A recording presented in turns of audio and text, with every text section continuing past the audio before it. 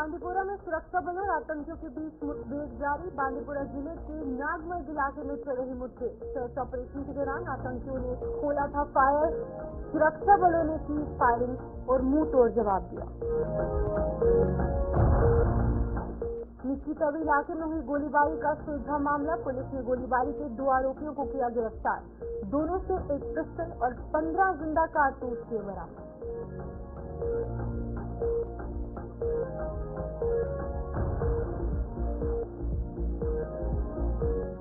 लिखित में आश्वासन दिए जाने पर अड़े सफाई कर्मचारी। आश्वासन न मिलने पर सफाई कर्मचारियों की हड़ताल जारी। सांबा के बाजारों में भी चारों ओर लगे कचरे के ढेर। महामारी फैलने का खतरा, दुकानदारों का धंधा चौप।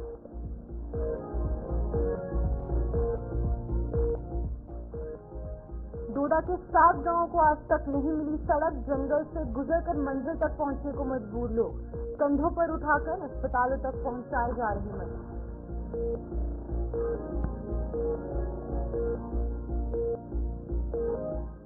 नमस्कार, जम्मू कश्मीर का एक खास बुलेटिन देख रहे हैं आप और मैं हूं आपके साथ सुप्रीम शर्मा। तो चलिए शुरुआत करेंगे बुलेटिन की। सबसे पहले बात करेंगे बांदीपुरा एनकाउंटर के हवाले से, जहां पर कश्मीर घाटी के बांदीपुरा जिले में आतंकियों और सुरक्षा बलों के खिलाफ जो यहां पर मुठभेड़ है, इन दोनों के बीच में लगातार जारी है। ये मुठभेड़ आज बांदीपुरा के नागमर्ग इलाके में तब शुरू हुई थी जब सुरक्षा बलों ने आतंकियों की मौजूदगी की एक सूचना के आधार पर वहां सर्च ऑपरेशन शुरू किया था। चेतावनी दिए जाने पर आतंकियों ने फायरिंग शुरू कर दी, जिसका सुरक्षा बलों ने मुंह तोड़ करारा जवाब दिया। तो तस्वीरों में आप देख सकते हैं मुस्तैदी से सिक्योरिटी फोर्सेस और जम्मू कश्मीर पुलिस, सीआरपीएफ और यहाँ पर राष्ट्रीय राइफल्स के जो बटालियन है एक साथ मिलकर लगातार काम कर रहे हैं। आतंकियों के खिलाफ जो ऑपरेशन है, एंटी टेररिस्ट ऑपरेशन, लगातार पूरे कश्मीर वैली में जारी है। लेकिन ये तस्वीरें आपको बांदीपुरा से दिखा रहे हैं, जहां पर की सुरक्षा बल और आतंकियों के अंदर जो मुठभेड़ है इन दोनों के दरमियान जारी है। और ये मुठभेड़ आज बांदीपुरा के नागमर्ग इलाके में शुरू हो चुकी है, जहां पर की सर्च ऑपरेशन चलाया जा रहा था। कुछ इनपुट सिक्योरिटी फोर्सेस तक पहुंचे थे। इन इनपुट के आधार पर कहीं ना कहीं सर्च ऑपरेशन जारी किया गया। पूरे एरिया को कॉर्डन ऑफ किया गया। पूरे एरिया को सैनिटाइज करने के बाद लगातार कहीं ना कहीं अब ये एनकाउंटर की सिचुएशन वहां पर देखने को मिल रही है। दोनों ओर से फायरिंग भी लगातार कहीं ना कहीं कुछ देर पहले तक जारी थी। अभी की क्या कुछ अपडेट है उस पर भी जानकारी लेंगे, लेकिन आपको पहले बता दें कि लगातार ये एनकाउंटर की सिचुएशन जिला बांदीपुरा के एक इलाके में देखने को मिल रही है। तो अभी की ताजा अपडेट देने के लिए हमारे साथ जहूर भट्ट ज्वाइन कर चुके हैं जिला बांदीपुरा से हमारे संवाददाता। जहूर, बताइएगा क्या कुछ अपडेट है इस एनकाउंटर के हवाले से? क्या अभी भी फायरिंग की आवाज दोनों तरफ से सुनाई दे रही है? क्या कुछ अपडेट है, साझा कीजिएगा। जी बिल्कुल, अगर बात करेंगे जो बांदीपुर का जो इलाका है, हालांकि फॉरेस्ट एरिया है, जो डेंस फॉरेस्ट है नागमर्ग इलाका, अगर टोपोग्राफी के हिसाब से देखेंगे तो ये कुपवारा लोला से कनेक्ट करता है जो फॉरेस्ट एरिया है। तो अभी जो गोलीबारी का तबादला है वो वक्फे से जारी है। और अगर बात करेंगे इसमें joint operation Jammu Kashmir police, Indian army, CRPF जो है मुश्तरका तौर पर इस ऑपरेशन को अंजाम दे रहे हैं। और अगर ये भी पता भी करें कि जो 5 और 6 नवंबर में जो है एक इनकाउंटर हुआ था कैप्सन बांदीपुर इलाके में जो है, बिल्कुल टोपोग्राफी के हिसाब से उसी जंगल में आज भी इनकाउंटर हुआ। उस दिन बताया गया, सोर्स ने उस दिन भी बताया गया कि 1 से 2 मिलिटेंट होंगे, जिसमें एक गैर मुकामी मिलिटेंट को मार गिराया गया है। उसके बाद जो है वहाँ पे जो है ऑपरेशन हालांकि कॉल ऑफ किया गया है, लेकिन वहाँ पे जो है सर्च जो थी वो बिल्कुल अभी तक जारी थी। और आज भी जो है ये जो कनेक्ट करता है कुपवारा से इलाका, जो नागमर्ग इलाका है, फॉरेस्ट एरिया है, अभी भी जो एनकाउंटर का सिलसिला है वो वहाँ पे जारी है। और अभी गोलीबारी का जो सिलसिला है वो वक्त से जारी है। वो भी अगर हम जराये का माने तो 1 से 2 मिनट इस ऑपरेशन में हो सकते हैं, क्योंकि जिन्होंने जब सिक्योरिटी फोर्सेज वहाँ नजदीक पहुंची तो वहाँ जवाबी कार्रवाई मिलिटेंट्स की और फायर जो दोनों तरफ से गोलीबारी स्टार्ट हुई और इनकाउंटर का सिलसिला अभी भी जारी है। Back to system. जरूर बताइएगा, जैसे आपने बताया कि ये डेंस फॉरेस्ट एरिया है, क्या कुछ चैलेंजेस सिक्योरिटी फोर्सेस के सामने, क्योंकि सर्दी का मौसम भी शुरू हो चुका है, क्या फॉग जैसी सिचुएशन वहाँ पर देखने को मिल रही है? ड्रोन का इस्तेमाल किया जा रहा है? क्या कुछ टेक्नोलॉजी यूज की जा रही है? जी लेटेस्ट टेक्नोलॉजी ऑपरेशन में इस्तेमाल किया जा रहा है, चाहे ड्रोन का इस्तेमाल किया जा रहा है। उसके साथ साथ जो सिक्योरिटी फोर्सेज हैं वो पूरी तरीके से लैस होते हैं और प्रॉपर ट्रेनिंग होती है। उस हवाले से जो है उनको जो है इसमें जो हालांकि सिक्योरिटी फोर्स के लिए थोड़ा चैलेंज होता है फॉरेस्ट एरिया, क्योंकि वास्ट एरिया होता है, डेंस फॉरेस्ट होता है। आज कश्मीर में जो सर्दियों का आयाम भी बढ़ गया है और यहाँ पे जो मॉर्निंग में जो फॉग भी था, कल रात को जो है उनकी बर्फबारी भी हुई पहाड़ी इलाकों में, तो अभी हालांकि उनके लिए चेतावनी होगी, लेकिन मुस्तैदी से काम कर रहे हैं। ज्वाइंट ऑपरेशन में Jammu Kashmir police, Indian army और सीआरपीएफ जो है इसमें कर रहे हैं। और अभी भी जो है अभी किसी मिनट उनकी मारे जाने की कोई खबर नहीं हुई है, लेकिन ऑपरेशन जो है वो बिल्कुल अभी जारी है। शिपन जरूर बताइएगा, एक स्ट्रैटेजी तैयार करने की जरूरत है कहीं ना कहीं, क्योंकि पूरे कश्मीर वैली की बात करें या फिर कुछ हिस्सों में जम्मू में भी कहीं ना कहीं आतंकियों की एक्टिविटी अब बढ़ती नजर आ रही है। तो किस तरीके से काम करने की जरूरत है? क्या और ज्यादा ट्रेनिंग और ज्यादा एडवांस जो टेक्नोलॉजी, एडवांस जो वेपन्स है सिक्योरिटी फोर्सेस तक पहुंचाने की जरूरत है? क्या स्ट्रैटेजी अपनाने की जरूरत है यहाँ पर सिक्योरिटी फोर्सेस को? शिपन अगर बात करेंगे जो लेटेस्ट टेक्नोलॉजी मैंने पहले ही बता दिया है, latest technology RD security forces के पास है और उसमें इस्तेमाल भी किया जा रहा है। लेकिन जो एनकाउंटर्स का जो सिलसिला देखने को मिल रहा है कश्मीर घाटी के अंदर, वो दिन ब दिन देखने को मिल रहा है। चाहे अटैक्स का मामला है या नॉन लोकल्स पे या बाकी रिसेंटली जो लाल चौक में अटैक किया गया है, तो वहाँ पे भी आप देख रहे हैं उसके बाद रोज में ही जो है उस केस को सॉल्व कर दिया गया। उसमें 3 जो भलाई वर्कर्स है उसको भी गिरफ्तार कर लिया गया है। उसमें जो आईजीपी कश्मीर में प्रेस कॉन्फ्रेंस की, हालांकि जहाँ जहाँ भी घटनाएं हो रही हैं तो उसके बाद तुरंत उनको जो है सॉल्व किया जा रहा है। सिक्योरिटी फोर्सेज भी जो है बिल्कुल मुश्किल से काम कर रहे हैं और इस ऑपरेशन को जो है चलाने में जो है security forces time to time जो है बिल्कुल जहाँ जहाँ भी इनको इनपुट्स आ रहे हैं, जितने भी भलाई वर्कर्स है उनको रडार पे रखा गया है और जहाँ जहाँ भी इनको कुछ भी लगता है तो उसके बाद उनको जो है मुश्किल से काम किया जा रहा है। उनको निपटने के लिए जो है सिक्योरिटी फोर्सेज अच्छी तरीके से काम कर रहे हैं। शिपन ठीक है जहूर, बहुत बहुत शुक्रिया तमाम जानकारी देने के लिए। जहूर बट यहाँ पर एनकाउंटर के हवाले से अपडेट कर रहे थे कि किस तरीके से बांदीपोरा में सुरक्षा बलों और आतंकियों के बीच में मुठभेड़ लगातार जारी है। कुछ ब्रेक्स के बाद यानी कि कुछ देर के बाद जो यहाँ पर फायरिंग की आवाज है वो सुनी जा रही है, लेकिन डेंस फॉरेस्ट एरिया है और इस डेंस फॉरेस्ट एरिया के होने के बावजूद भी सिक्योरिटी फोर्सेस के सामने कई चैलेंजेस है।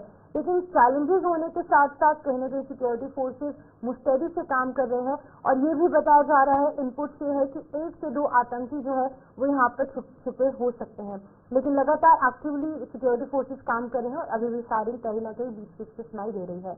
इसी बीच आगे बढ़ चलेंगे। जम्मू के निकितवी इलाके में पिछले दिनों हुई गोलीबारी के मामले को पुलिस ने सुलझा दिया है। पुलिस ने इस मामले में 2 लोगों को गिरफ्तार कर लिया है, जिनकी पहचान मोहम्मद हुसैन और मोहम्मद रमजान के रूप में की गई है। इन दोनों के कब्जे से एक पिस्टल और साथ ही साथ 15 जिंदा कारतूस बरामद किए गए और पुलिस ने एक कार भी जब्त की है।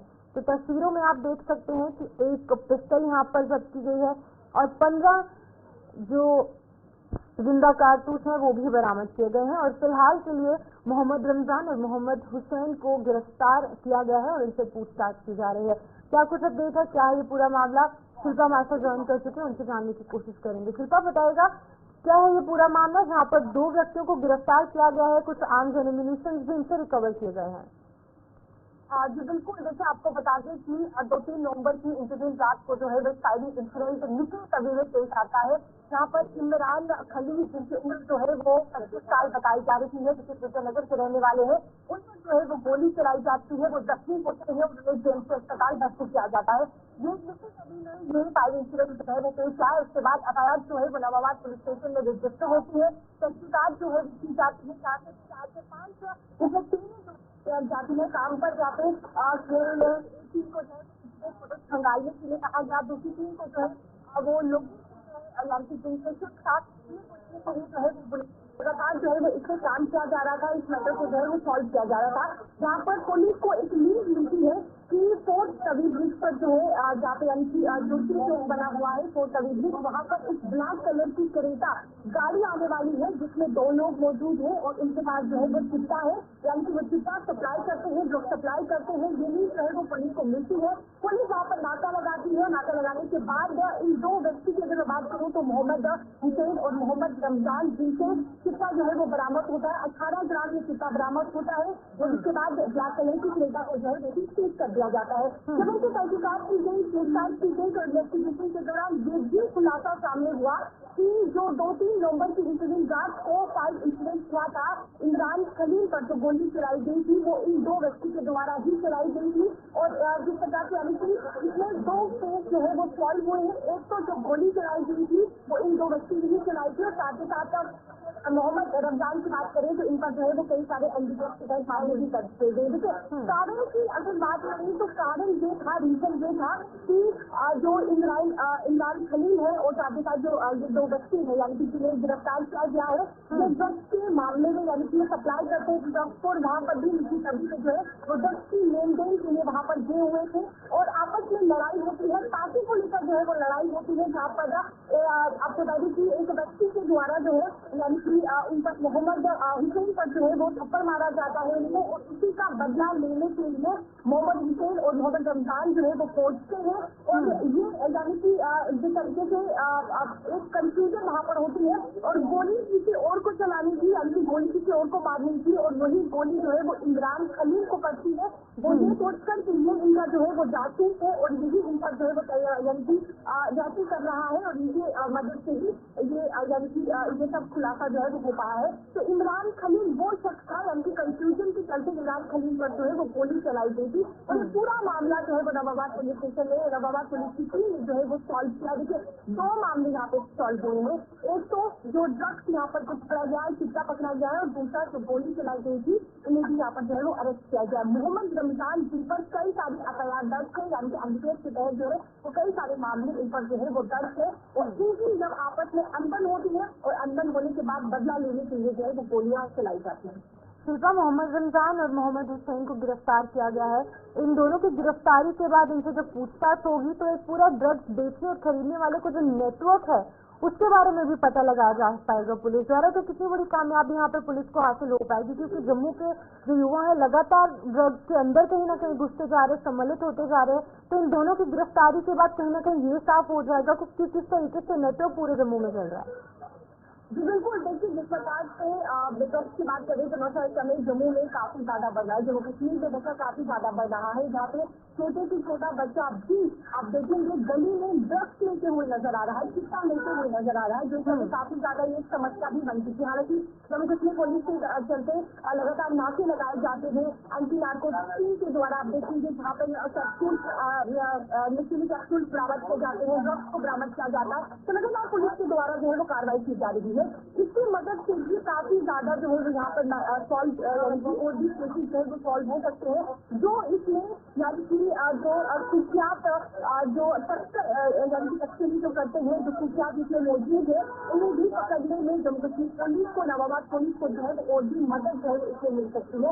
इन दो मोहम्मद हुसैन और मोहम्मद रमजान की बात करें तो इससे एक पिस्तौल, साथ ही साथ ड्रग्स, एक साथ ही साथ आपको बता दें कि 60 लाइव राउंड जो है वो भी बरामद किए गए हैं और ब्लैक कलर की कार को भी बरामद किया गया। बहुत बहुत शुक्रिया तमाम जानकारी देने के लिए। शिल्पा शर्मा यहाँ पर इस हवाले से अपडेट करे थे, जहाँ पर मोहम्मद रमजान और उसके एक साथी को गिरफ्तार किया गया है और उनसे भारी मात्रा में कहीं ना कहीं ड्रग्स की खेप और साथ ही साथ आर्म्स और अम्यूनिशन भी बरामद किए गए हैं। नवाबाद पुलिस स्टेशन में पूरा मामला दर्ज है। नवाबाद पुलिस स्टेशन के जो एसएचओ हैं या फिर जो वहाँ पर पुलिसकर्मी है उनके द्वारा पूरा मामला सॉल्व किया गया है और अभी फिलहाल 2 लोगों से पूछताछ की जा रही है।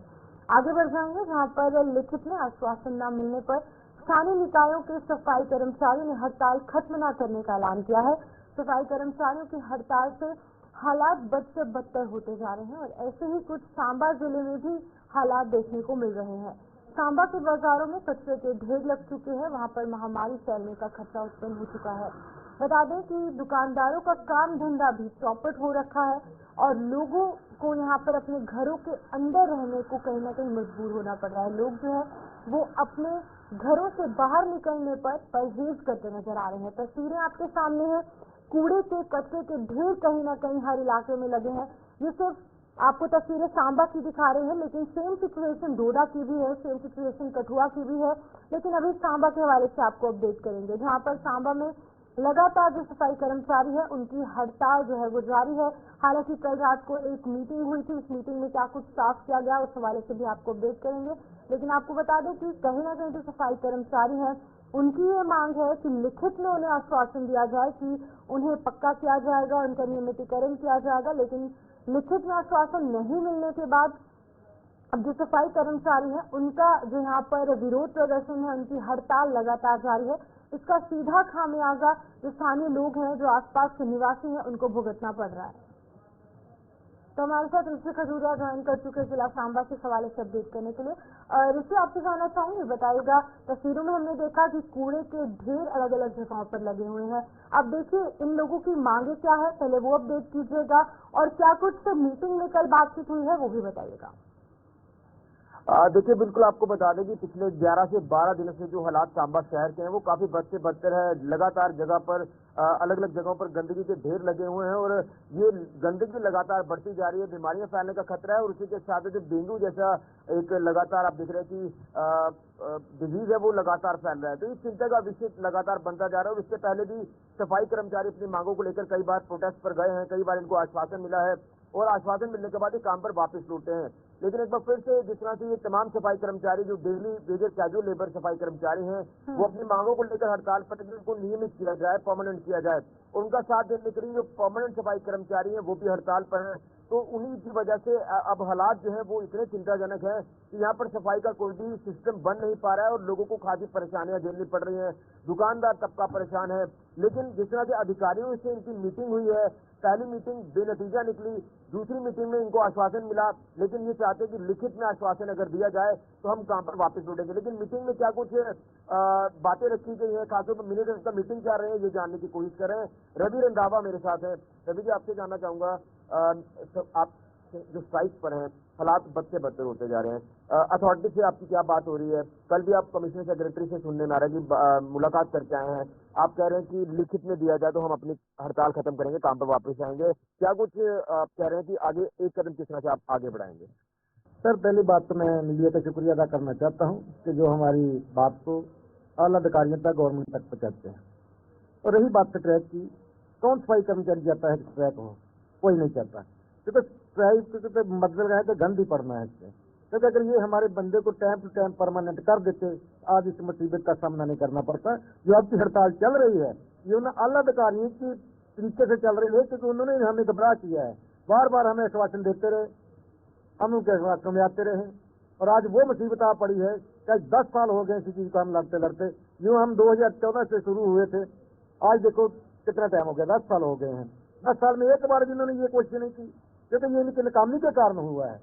और एक बात मैं और कहना चाहता हूँ कि जो प्रिंसिपल मैम से, कमिश्नर मैम से हमारी बात हुई है, उन्होंने हमारी बातों को बहुत अच्छे तरीके से सुना है और हमें भी पूरा यकीन है कि आने वाले दिनों में हमारे लिए अच्छा होने वाला है। क्योंकि मैम ने गवर्नर साहब से भी बात की हुई है, अपना चीफ मिनिस्टर साहब से भी की है और अटल बिहारी वाजपेयी साहब से भी बात की है। क्योंकि उन्होंने भी उनको आश्वासन दिया है कि इनका मांगे बिल्कुल जायज है और ये हो कर रहेगी। और इसके नाते मैं सबसे पहले शुक्रिया अदा सरजीत सिंह सलातिया जी का करना चाहता हूँ कि जिन्होंने सफाई वालों की आवाज गवर्नर साहब तक पहुंचाई है। और वो हमेशा ही अच्छे इंसान के, हमेशा ही गरीब के हित में रहते हैं वो। और उनके अपने साथ एक ऐसी टीम को खड़ा किया जिसमें कम से कम 6 MLA हैं जो वो चीफ सेक्रेटरी साहब से मिले हैं और सफाई वालों की डिमांडें करी हैं। ये सफाई वालों के लिए एक बहुत अच्छी खुशखबरी है, नहीं तो ऐसा पहला कभी नहीं हुआ। ये पहली बार हमारी जिंदगी में ऐसा हुआ है, हमारे सत्राकों में ऐसा हुआ है कि हमारे आला अधिकारी, हमारे MLA साहब वो हमारा पूरा साथ दे रहे हैं, पूरा सहयोग दे रहे हैं। ये नहीं है कि आला अधिकारी भी सहयोग नहीं कर रहे, आला अधिकारी भी सहयोग कर रहे हैं और उनके हाथ में कुछ नहीं है। लेकिन एक चीज जानना चाहूंगा रवि जी, अब जिस तरह से आप कह रहे हैं कि आश्वासन मिल रहा है, आप कह रहे हैं कि लिखित में दिया जाए, क्या आपको लग रहा है कि शहर की बात को आगे तक रखा जाए और एक कदम आप भी आगे बढ़ाएं और सफाई थोड़ी सी कर दी जाए अगर कोई ऐसे जितने हालात बनते हैं? हाँ सर, मुझे तो लगता है कि हो सकता है कि आज या कल स्ट्राइक खत्म नहीं हो जाए, क्योंकि हमें जो लिस्ट में चाहिए, हमारी यही एक डिमांड है कि वन टाइम सेटलमेंट करके जितने भी सफाई कर्मचारी हैं डेली वेजर, लखनपुर से लेकर बारामूला तक, क्योंकि अब कश्मीर में भी हड़ताल है, क्योंकि मैं उनका प्रेसिडेंट हूँ, स्टेट प्रेसिडेंट, और मेरे वाइस स्टेट प्रेसिडेंट वहाँ पर हैं अब्बास जी फयाज साहब, तो वो वहाँ पर स्ट्राइक करके बैठे हुए हैं। और हम ये चाहते हैं कि हम स्टेट को गंदा न करें, बल्कि जो जिले को एक साफ सफाई रखें। और इसको किसी टाइम पे स्वर्ग कहा जाता था और आज स्वर्ग में नर्क पड़ा हुआ है, ये सब की बात है। चलिए, तो ये कह रहे हैं कि हमारा अगर मसला हल हो जाता है तो हम एक आध दिन में स्ट्राइक को खत्म कर देंगे, क्योंकि शहर इनका भी है, शहर के ये भी रहने वाले हैं, तो ये भी अपनी जिम्मेदारी को समझते तो हैं। लेकिन इनका कहना है कि बार बार हमें मजबूर किया जाता है हड़ताल करने के लिए। हमारा एक बारे में मसला अगर हल हो जाता तो शायद ये दिन ना देखने को पड़ते। और अब जो हड़ताल है ये कई अलग अलग एरियाज में हमें देखने को मिल रही है। तो सांबा शहर के हालात भी बदतर हैं। फेस्टिवल सीजन से ये हालात हमें देखने को मिल रहे हैं। अब देखना यह है कि कब तक इनकी हड़ताल खत्म होती है, कब तक ये काम पर वापस आते हैं और सांबा की जो साफ सफाई की व्यवस्था है वो बन पाती है। ठीक है ऋषि, बहुत बहुत शुक्रिया तमाम जानकारी देने के लिए। ऋषि खजूरिया सांबा से अपडेट कर रहे थे, जहाँ पर सफाई कर्मचारियों की हड़ताल अभी भी जारी है। हालांकि कल मीटिंग तो हुई है, लेकिन सफाई कर्मचारियों की एक ही डिमांड है कि उन्हें लिखित में आश्वासन दिया जाए कि जल्द उनकी सभी मांगों को पूरा किया जाएगा। यहाँ वक्त एक छोटे से ब्रेक का है, जल्द वापस लौटेंगे।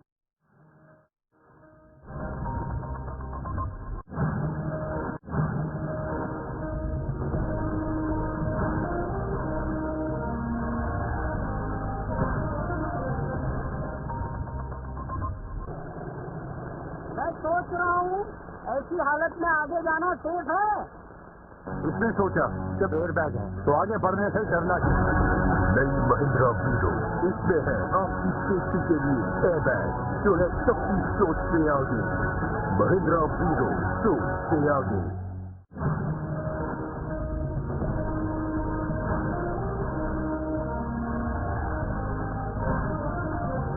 स्वागत है आप सबका। इस ब्रेक के बाद आगे बढ़ चलेंगे। अब बात जिला डोडा के हवाले से करेंगे, जहां पर जिला डोडा की भाला तहसील के 7 गांव के लोगों को आज तक सड़क की सुविधा नहीं मिल पाई है।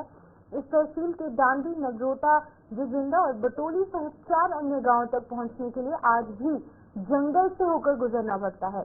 बच्चे भी इसी जंगल से होकर स्कूल जाने को मजबूर हो रहे हैं और मरीजों को भी कंधों पर उठाकर अस्पताल पहुंचाना पड़ रहा है। इस आधुनिक युग में भी सड़क की सुविधा न मिलने से लोगों में बेहद रोष देखा जा रहा है।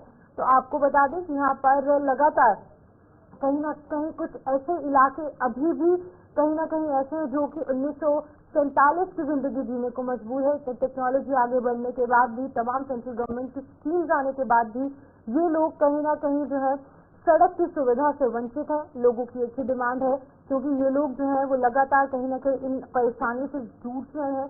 इन लोगों की डिमांड है कि जल्द से जल्द सड़क की सुविधा इन लोगों को मिल पाए। हमारे साथ विकास मनहास जिला डोडा से ज्वाइन कर चुके, इस हवाले से अपडेट करने के लिए। विकास बताइएगा क्या कुछ मुश्किलें इन लोगों को पेश आ रही है, कौन से ऐसे इलाके हैं जो लोग जंगल से होकर यहाँ पर अपनी मंजिल तक पहुँच रहे हैं? जी बिल्कुल, ये इलाका तहसील भाला के अंदर आता है और तहसील भाला से लगभग 15 किलोमीटर दूर है, जहाँ पर तेसना से इन लोगों को पैदल जाना पड़ता है अपने गांव की ओर। और ये लगभग ये दूरी 6 से 7 किलोमीटर की है और जंगल के बीच में होते हुए जाना है, जिसमें जंगली जानवरों का डर रहता है या फिर कोई बीमार हो जाए तो उसको फिर चारपाई पर इसी रास्ते से उठाकर जाना पड़ता है।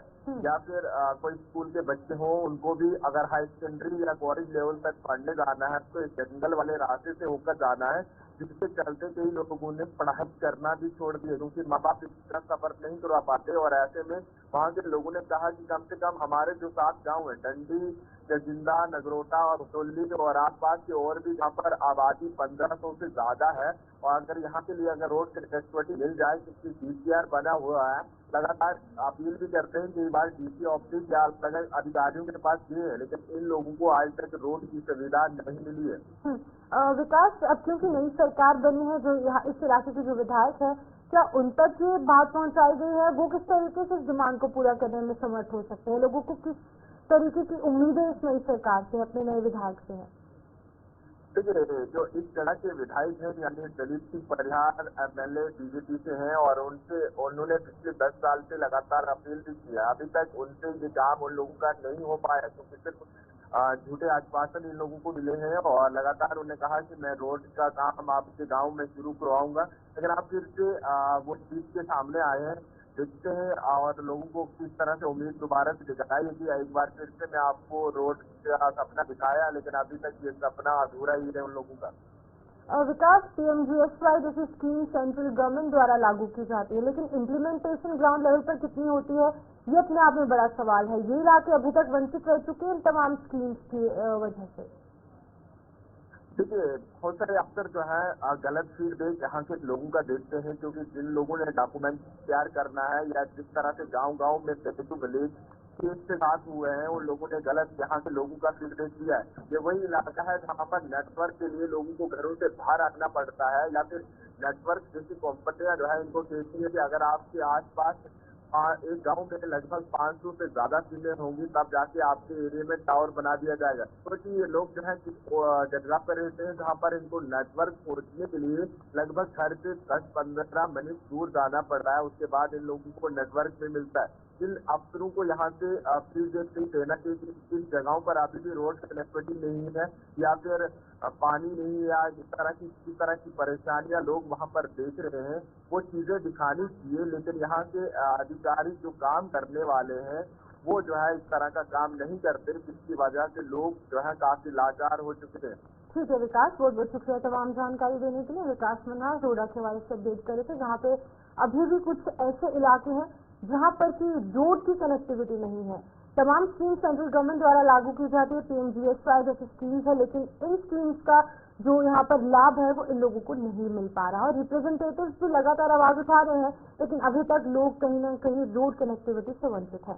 फिलहाल के लिए इस बुलेटिन में इतना ही। मुझे दीजिए इजाजत, आप बने रहिए गुलिस्तान।